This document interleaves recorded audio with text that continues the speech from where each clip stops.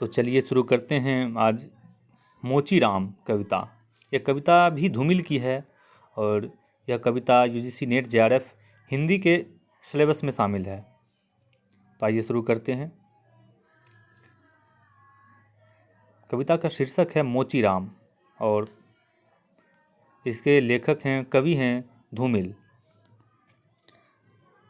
रांपी से उठी हुई आँखों ने मुझे क्षण भर टटोला और फिर जैसे पतियाते हुए स्वर में वह हंसते हुए बोला, बाबूजी, सच कहूँ मेरी निगाह में न कोई छोटा है न कोई बड़ा है। मेरे लिए हर आदमी एक जोड़ी जूता है जो मेरे सामने मरम्मत के लिए खड़ा है।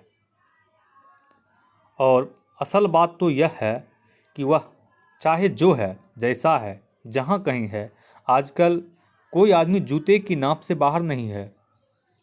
फिर भी मुझे ख्याल रहता है कि पेशेवर हाथों और फटे जूतों के बीच कहीं न कहीं एक आदमी है जिस पर टांके पड़ते हैं, जो जूते से झांकती हुई उंगली की चोट छाती पर हथौड़ी की तरह सहता है।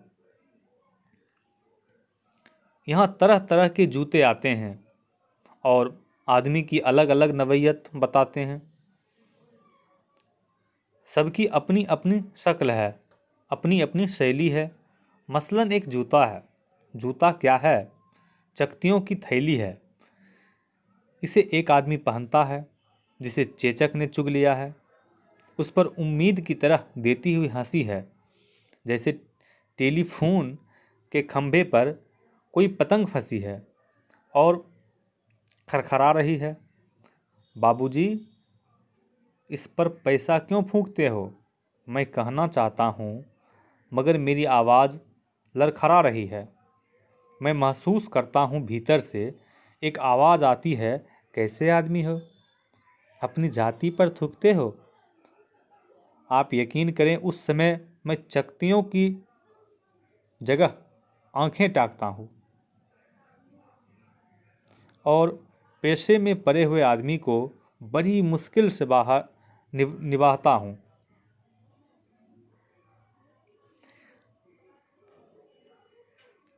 एक जूता और है जिसके पैर को नांगकर एक आदमी निकलता है सैर को।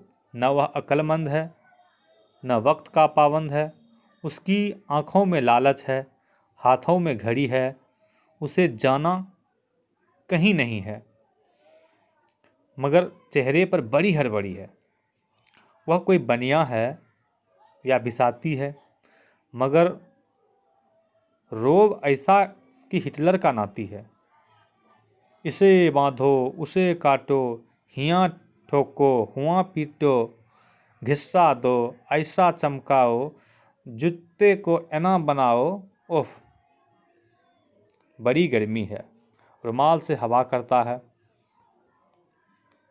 मौसम के नाम पर बिसुरता है। सड़क पर आतियों जातियों को बानर की तरह घूरता है। गरज यह कि घंटे भर खटवाता है, मगर नामा देते वक्त साफ नट जाता है। शरीफों को लूटते हो? वह गुर्राता है, कुछ सिक्के फेंक कर आगे बढ़ जाता है। अचानक चिहुककर सड़क से उछलता है और पटरी पर चढ़ जाता है। चोट जब पेशे पर पड़ती है तो कहीं न कहीं एक चोर कील दबी रह जाती है, जो मौका पाकर उभरती है और उंगली में गड़ती है। मगर इसका मतलब यह नहीं है कि मुझे कोई गलतफहमी है। मुझे हर वक्त यह ख्याल रहता है कि जूते और पेशे के बीच कहीं न कहीं एक अदद आदमी है जिस पर टांके पड़ते हैं, जो जूतों से झांकती हुई उंगली की चोट छाती पर हथौड़े की तरह सहता है।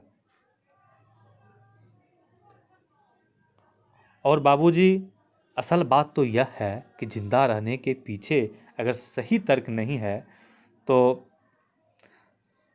रामनामी बेचकर या रंडियों की दलाली करके रोजी कमाने में कोई फर्क नहीं है। और यही वह जगह है जहां हर आदमी अपने पेशे से छूटकर भीड़ का टमकता हुआ हिस्सा बन जाता है, सभी लोगों की तरह। भाषा उसे काटती है, मौसम सताता है। अब आप इस बसंत को ही ले लो, यह दिन तो दिन को तांत की तरह तानता है। पेड़ों पर लाल लाल पत्तों के हजारों सुखतल्ले धूप में सींचने के लिए लटकता है।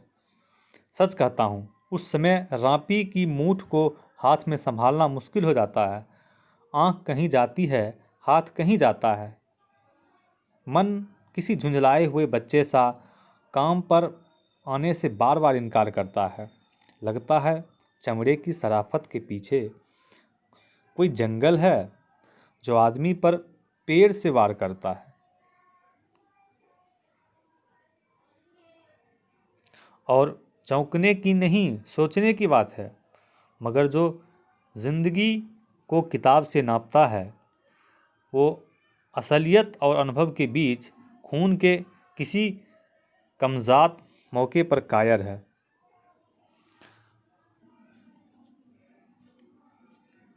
वह बड़ी आसानी से कहता है कि यार तुम मोची नहीं, शायर है। असल में वह एक दिलचस्प गलतफहमी का शिकार है। वह सोचता है कि पेशा एक जाति है और भाषा पर आदमी का नहीं, किसी जाति का अधिकार है, जबकि असलियत यह है कि आग सबको जलाती है, सच्चाई सबसे होकर गुजरती है। कुछ हैं जिन्हें शब्द मिल चुके हैं, कुछ हैं जो अक्षरों के आगे अंधे हैं। वे हर अन्याय को चुपचाप सहते हैं और पेट की आग से डरते हैं, जबकि मैं जानता हूँ कि इनकार से भरी हुई एक चीख और एक समझदार चुप, दोनों का मतलब एक है।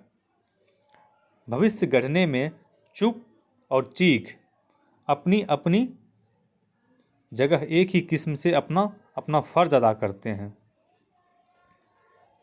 धन्यवाद।